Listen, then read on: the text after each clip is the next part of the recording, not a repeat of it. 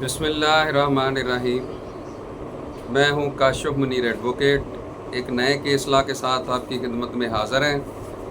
Case law है जी specific performance इकरारनामा मुआहदा बै के बारे में।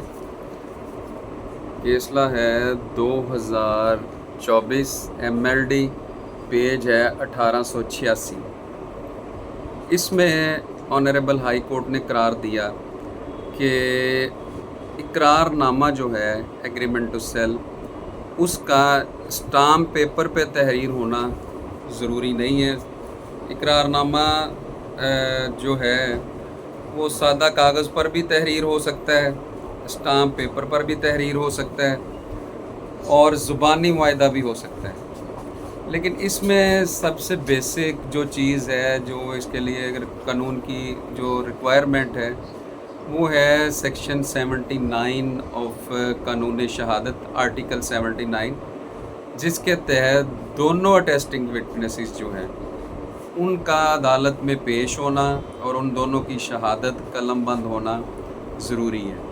इकरारनामा चाहे ज़बानी हो, सफ़ेद कागज़ पे तहरीर शुदा हो या स्टाम्प पेपर पे तहरीर शुदा हो, उस वक़्त तक वैलिड नहीं है जब तक दोनों अटेस्टिंग विटनेसेस जो हैं वो आके तो अदालत में इस इकरारनामे की गवाही नहीं देते।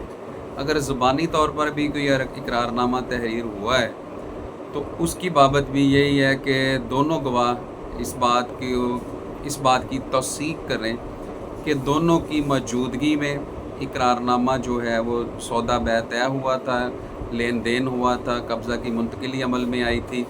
अगर इन तमाम चीज़ों को वो दौरान शहादत साबित करते हैं तो दावे के डिग्री होने में कोई अमर माने नहीं है। ये सेकेंडरी चीज़ ऑनरेबल हाई कोर्ट ने डिक्लेयर कर दी कि इकरारनामा जो है वो मैंडेटरी नहीं है। इकरारनामा की तहरीर जो है वो स्टाम्प पेपर पर तहरीर होना मैंडेटरी नहीं है।